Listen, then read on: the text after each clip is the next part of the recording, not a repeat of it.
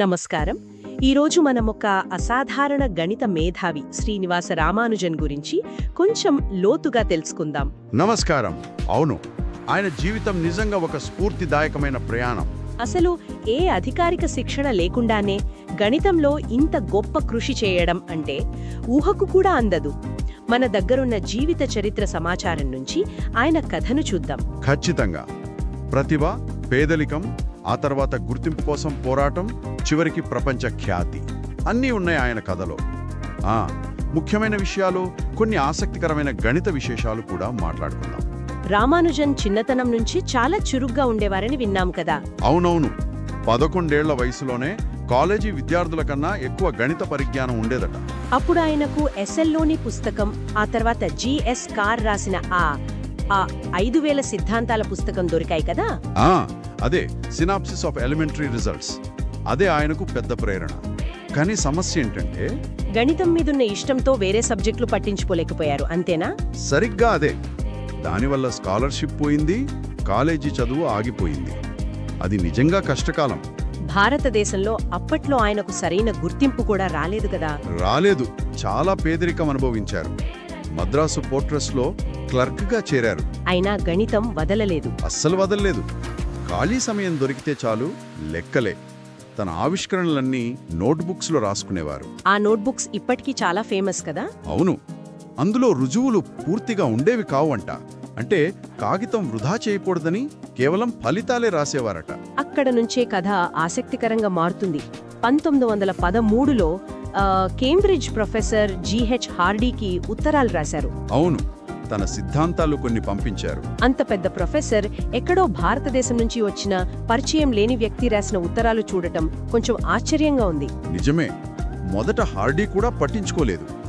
ఎవరో మోసం చేస్తున్నారేమో అనుకున్నారు. కొన్ని సూత్రాలు చూసి ఇవి నమ్మశక్యంగా లేవు అనిపించిందట. కానీ తర్వాత మళ్లీ వాటిని శ్రద్ధగా చూశారు. ఆయన మాటల్లోనే చెప్పాలంటే, వాటిని చూసి నేను పూర్తిగా ఓడిపోయాను. నేనెప్పుడూ అలాంటివి చూడలేదు. అవి నిజం కాకపోతే ఇంత అద్భుతంగా వాటిని ఎవరూ సృష్టించలేరు అని గట్టిగా నమ్మారు. అప్పుడు రామానుజన్ ప్రతిభ బయటపడింది. అదే మొదటి నిజమైన గుర్తింపు. వెంటనే హార్డీ రామానుజన్ను కేంబ్రిడ్జ్కు రమ్మని ఆహ్వానించారు. రామానుజన్ వెంటనే ఒప్పుకున్నారా? లేదు. మొదట్లో కొన్ని సాంప్రదాయ కారణాల వల్ల కొంచెం సంశయించారు. కానీ చివరికి 1914లో ఇంగ్లాండ్ వెళ్లారు. అక్కడ హార్డీతో కలిసి పనిచేయడం మొదలుపెట్టారా? అవును, వాళ్ళిద్దరి కలయిక అద్భుతమైన ఫలితాలనిచ్చింది. కానీ వాళ్ల పద్ధతులు చాలా వేరు. ఎలా అంటే హార్డీకి ప్రతిదానికి ఖచ్చితమైన రుజువు కావాలి. గణితంలో అదే ముఖ్యం ఆయనకు. రామానుజనేమో ఎక్కువగా తన అంతర్దృష్టి మీద ఆధారపడేవారు. నామగిరి దేవత ప్రేరణ అని చెప్పేవారట కదా. అవును, ఆయన అలాగే నమ్మేవారు. ఈ రుజువులు రాయడం, వాటిపై దృష్టి పెట్టడం ఆయన సహజ శైలికి కొంచెం ఇబ్బందిగానే ఉండేది. అప్పుడే కదా పెద్ద గౌరవాలు. ఖచ్చితంగా. రాయల్ సొసైటీ ఫెలో అయ్యారు. అలా ఎన్నికైన రెండో భారతీయుడు. అలాగే ట్రినిటీ కాలేజ్ ఫెలో కూడా. దానికి మొదటి భారతీయుడు ఆయనే. అవును, అది ఆయన మేధస్సుకు, ఆయన కృషికి దక్కిన గొప్ప గౌరవం. ఇక ఆయన ఆవిష్కరణల దగ్గరకు వస్తే ఆ 1729 నంబర్ కథ చాలాసార్లు విన్నాం, కొంచెం చెప్తారా? అది చాలా సరదా సంఘటన. రామానుజన్ ఆరోగ్యం బాగోలేక హాస్పిటల్లో ఉంటే హార్డీ చూడ్డానికి వెళ్లారు. టాక్సీలో వెళ్లారు కదా. అవును, ఆ టాక్సీ నంబర్ 1729.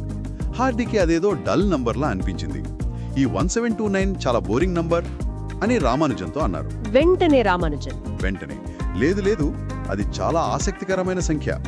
2 ఘనాల మొత్తంగా 2 వేర్వేరు విధాలుగా రాయగలిగే అతి చిన్న సంఖ్య అదే. అవునా? అంటే 1 ఘనం ప్లస్ 12 ఘనం ఈజ్ ఈక్వల్ టు 1729. అవును. అలాగే 9 ఘనం ప్లస్ 10 ఘనం కూడా 1729. అద్భుతం. అంత త్వరగా ఎలా చెప్పారు? అదే ఆయన ప్రత్యేకత. సంఖ్యలతో అంత సహజమైన బంధం. అందుకే దాన్ని హార్డీ రామానుజన్ సంఖ్య అంటారు. సంఖ్యలతో అంతలా ఎలా ఆడగలిగారో. సరే, ఇంకా ఆయన ముఖ్యమైన కృషి ఏ రంగాల్లో ఉంది? ప్రధానంగా సంఖ్యాశాస్త్రం, అంటే నంబర్ థియరీ, పూర్ణాంకాల గురించి అన్నమాట. ఇంకా అనంత శ్రేణులు, అంటే ఇన్ఫినిట్ సిరీస్, ఎప్పటికీ ఆగకుండా సాగే కూడికలు, వాటి మొత్తాలు కనుక్కోవడంలో గొప్ప సూత్రాలిచ్చారు. పార్టీషన్ ఫార్ములాలు కూడా అంటారు కదా. అవును, ఒక సంఖ్యను చిన్న సంఖ్యల మొత్తంగా ఎన్ని రకాలుగా వ్రాయొచ్చో అనేది చెప్పే సూత్రాలవి. చాలా క్లిష్టమైనవి కూడా. ఇంకోటి మ్యాక్ ట్రీటా ఫంక్షన్లు. అవి ఇంకా రహస్యంగానే ఉన్నాయంటారు. అవి రామానుజన్ తన చివరి రోజుల్లో కనుక్కున్నారు.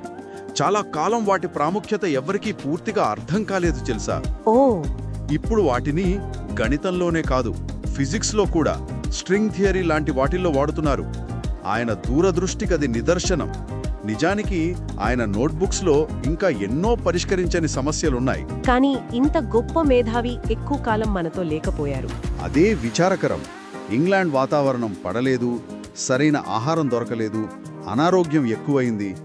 మొదట టీబీ అనుకున్నారు, కానీ బహుశా అది అమీబియాసిస్ అయి ఉండొచ్చు అని ఇప్పుడు అంటున్నారు. 1919లో ఇండియాకి తిరిగి వచ్చేశారు. 1920లో కేవలం 32 ఏళ్లకే మరణించారు. అవును, ఏప్రిల్ 26న. చాలా చిన్న వయసు. ఇంత చిన్న జీవితంలో సరైన చదువు, సౌకర్యాలు లేకపోయినా గణిత ప్రపంచాన్ని ఇంతలా ప్రభావితం చేయడం నిజంగా మాటల్లో చెప్పలేనిది. నిస్సందేహంగా.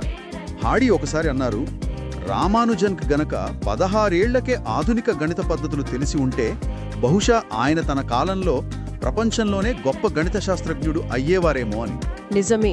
ఈ మాట విన్నప్పుడు అనిపిస్తోంది, అంటే వ్యవస్థీకృత విద్య, ఈ చట్రాలకు బయట కూడా ప్రతిభ ఎలా వికసిస్తుంది.